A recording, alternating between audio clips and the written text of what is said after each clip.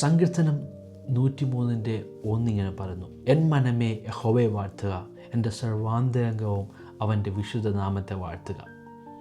ഈ വാക്യത്തിൽ ദാവീദ് സംസാരിക്കുന്നത് മറ്റാരോടുമല്ല, തൻ്റെ മനസ്സിനോടാണ് ദാവീദ് സംസാരിക്കുന്നത്. എൻ മനമേ യഹോവയെ വാഴ്ത്തുക. ദാവീദിൻ്റെ ആഴത്തിലുള്ള ഭാഗത്തെ ആണ് ദാവീദ് അവിടെ അഭിസംബോധന ചെയ്യുന്നത്. പലപ്പോഴും നമ്മുടെ കൈകാലുകൾ കൊണ്ട് നമ്മൾ ദൈവത്തെ സ്തുതിക്കും, പക്ഷേ നമ്മുടെ മനസ്സ് പലപ്പോഴും ദൈവത്തെ സ്തുതിക്കുന്നില്ല. അതുകൊണ്ടാണ് ഇവിടെ ദാവീദ് പറയുന്നത്, എൻ മനമേ യഹോവയെ വാഴ്ത്തുക.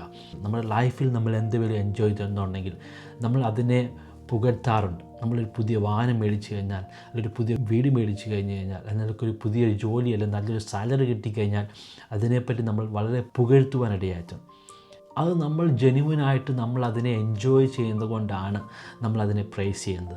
അത് നമ്മുടെ ഹൃദയത്തിൽ നിന്ന് വരുന്നതാണ്. നമ്മൾ അതിനെപ്പറ്റി എപ്പോഴും ഓർക്കും, നമ്മൾ അതിനെപ്പറ്റി എപ്പോഴും സന്തോഷിക്കും, നോക്കി കാത്തിരിക്കും. അതുപോലെയാണ് നമ്മൾ ദൈവത്തെ ആരാധിക്കാനിടയായിത്തീരേണ്ടത്, ദൈവത്തെ സ്തുതിക്കുവാനിടയായിത്തീരേണ്ടത്. സോ നമ്മളോട് തന്നെ ചോദിക്കാം, എൻ്റെ മനസ്സ് ദൈവത്തെ ആരാധിക്കുന്നുണ്ടോ? എൻ്റെ ഹൃദയം ദൈവത്തെ ആരാധിക്കുന്നുണ്ടോ? അതോ എൻ്റെ ശരീരം മാത്രം ദൈവത്തെ ആരാധിക്കുന്നുള്ളൂ? അത് ജസ്റ്റ് പുറത്തുള്ള എക്സ്പ്രഷൻ മാത്രമാണോ, അതോ നമ്മുടെ സ്തുതി അകത്തു നിന്നാണോ വരുന്നത് എന്ന് നമുക്കൊന്ന് ചിന്തിച്ച് നോക്കാം.